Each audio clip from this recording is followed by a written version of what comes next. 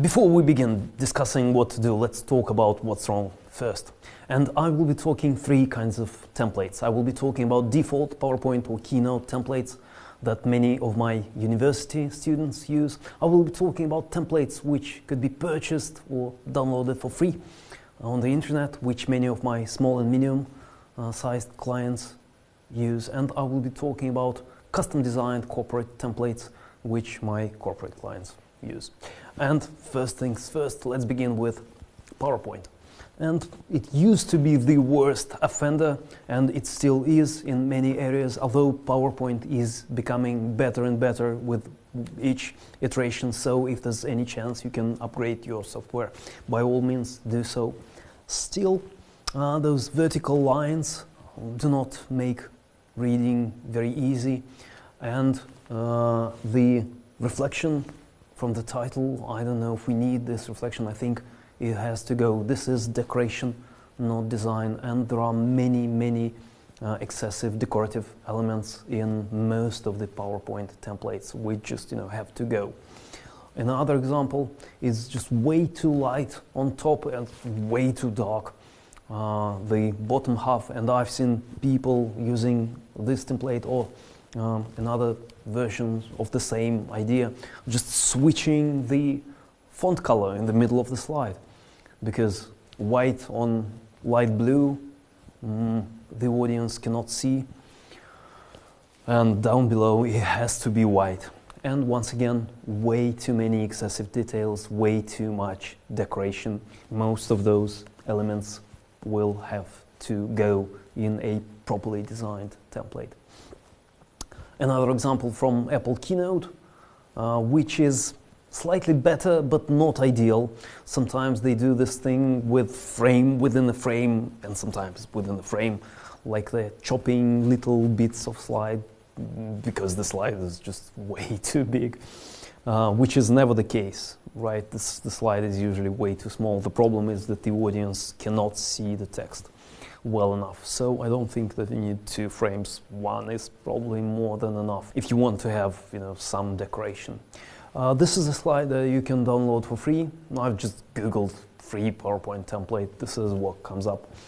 Purple on purple, not the brightest idea, and I think those details down below, those illustrations, are entirely unnecessary. I don't think you need this female writer repeating on every slide. And page 2, come on, do you really need the word page with the number? Do you need the number? Well, always have to ask yourself this question. This slide actually helps you understand the logic behind all this. Make effective presentations using awesome backgrounds. Engage your audience. No, I'm sorry, I'm afraid it doesn't quite work that way. You do not engage your audience with awesome background. You engage your audience with awesome content. And this is just distracting. I think this office chair, everything you paid good money for has to go. It takes like 20% of the entire slide. I don't think we need this office chair and this blue rectangular thingy. So bad news for the designers, probably. Yet another template that you can purchase on Shutterstock, I think. Way too much color, right? Once again, purple on purple. Here we have black and red, very aggressive. I don't know what those people are selling. Maybe it's weapons of mass destruction or something. And this gray cityscape in the background, I think it needs to go as well. I don't think we need it repeating on every slide. This is a corporate template from a Fortune 500 company, which I never worked with, sadly. And come on, do we really need those blue triangles? I don't think anyone would miss those. We can make them way smaller and have much more space for text, which is always a challenge. Another example from a huge corporation, and the first thing that I see when I see this template, Arial, oh come on, this looks like 1996 or something. And we will talk about selecting proper typeface for your presentation further on. But secondly, I don't know if you can see it well enough, but this logo and page number and this blue line jam-packed together.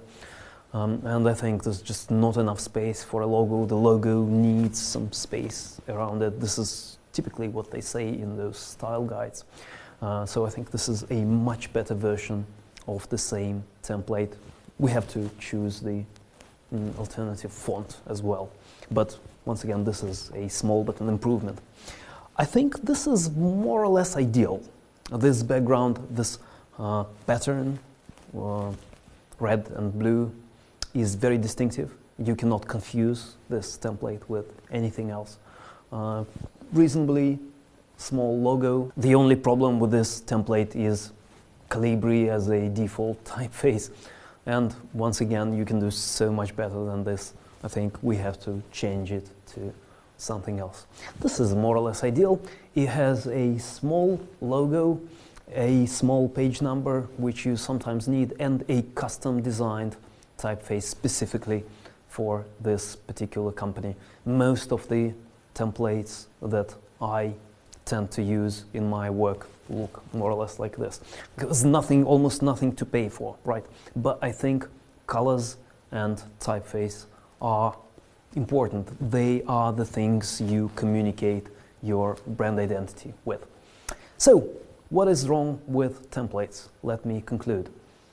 Too much clutter, too much unnecessary details, too much backgrounds, headers, etc., etc. The logo most of the time is just way too big. We have to go inside the master slide and make the logo smaller, sometimes with the whole group as part of the seminar. The colors are wrong. Sometimes they are, wrong for this brand, but sometimes it's just way too much color or way too many colors, different colors. And finally, poor choice of typeface, almost always the case. And we will talk about choosing proper typeface for your presentation at the end of this part.